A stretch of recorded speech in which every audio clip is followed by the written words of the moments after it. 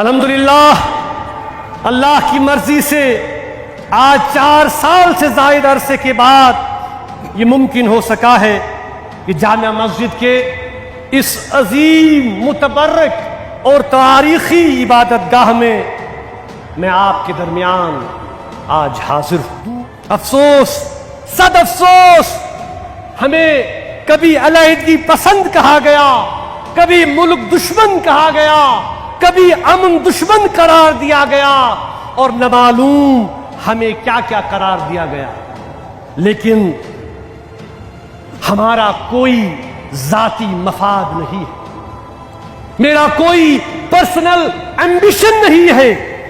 ہم صرف جموں کشمیر کے عوام کے مفادات اور جذبات کی ترجمانی کرتے ہیں جو کہ ہماری ترجیح ہے، اور ہم یہ چاہتے ہیں کہ پرامن ذرائع سے ان کا حل نکلے اور یہاں کے لوگ مزید تکلیف اور قربانیاں نہ دیں۔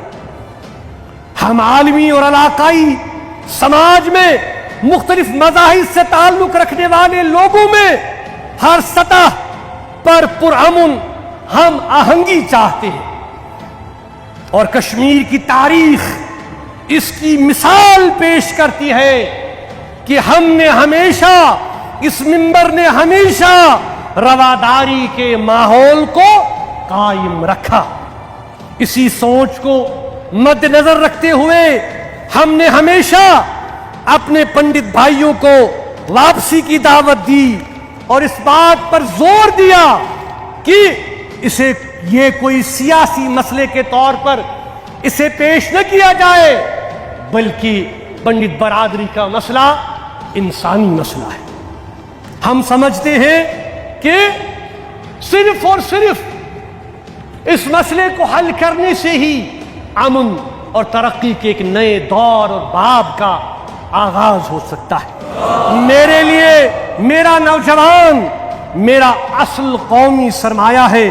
میں چاہتا ہوں کہ اسلام کی روشنی میں میرا نوجوان اپنی نشو و نما کے لیے ہمیشہ کوشاں رہے اور اپنا تعلق اللہ اور اللہ کے رسول صلی اللہ علیہ وسلم سے مضبوط کرے۔